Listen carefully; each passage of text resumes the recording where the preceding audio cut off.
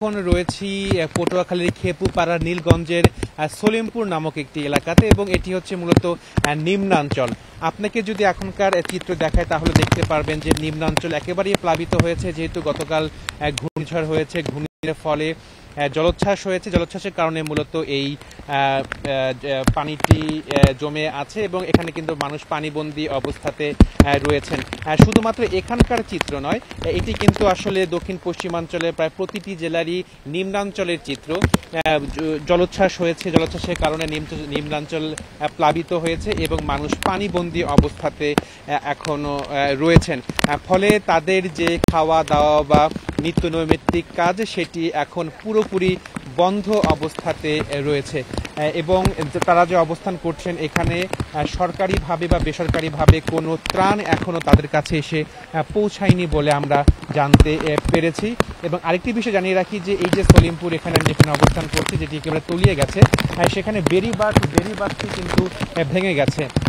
বেড়িবাঁধ ভেঙে যাওয়ার কারণেই মূলত এই জলাবদ্ধতা তৈরি হচ্ছে এবং একই সাথে নদীর নিকটবর্তী হবার কারণে এই এলাকা প্লাবিত হয়েছে এবং এখনো প্রচন্ড বৃষ্টি হচ্ছে, ঝোড়ো বাতাস বয়ে যাচ্ছে এই এলাকাতে।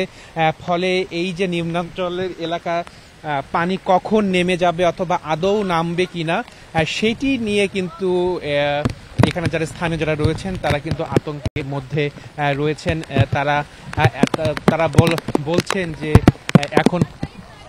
বলছেন যে এখনো পর্যন্ত তাদের কাছে কোনো ত্রাণ এসে পৌঁছায় নাই এবং তাদের যে নিত্য নৈমিত্তিক কাজ, খাওয়া দাওয়া, রান্না বান্না সবকিছু কিন্তু এখন বন্ধ রয়েছে।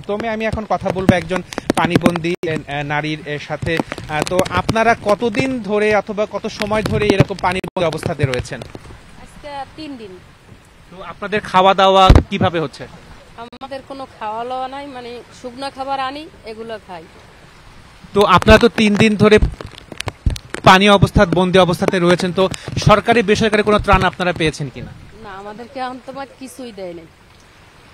আমাদেরকে কোনো কিছুই সরকার থেকে দেওয়া হয় নাই, এমনকি আমাদের খোঁজও নেওয়া হয় নাই। তো এই পানি কখন নামতে পারে বলে আপনারা ধারণা করছেন?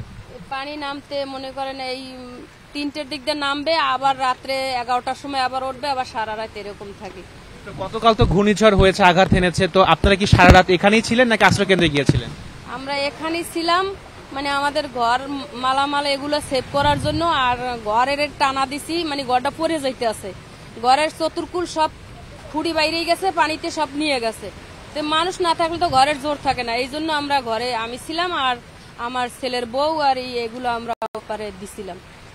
তো আতিক শুনলেন যে একজন পানিবন্দী নারীর কথা, যে তাদের যে খাওয়া দাওয়ার বিষয়টি সেটি এখন বন্ধ রয়েছে। মূলত তারা শুকনা যে খাবারটি রয়েছে সেই শুকনা খাবার তারা গ্রহণ করেছেন। এখনো কিন্তু এই পটুয়াখালীতে একেবারে ঝোড়ো হাওয়া বয়ে যাচ্ছে এবং প্রচন্ড বৃষ্টি হচ্ছে।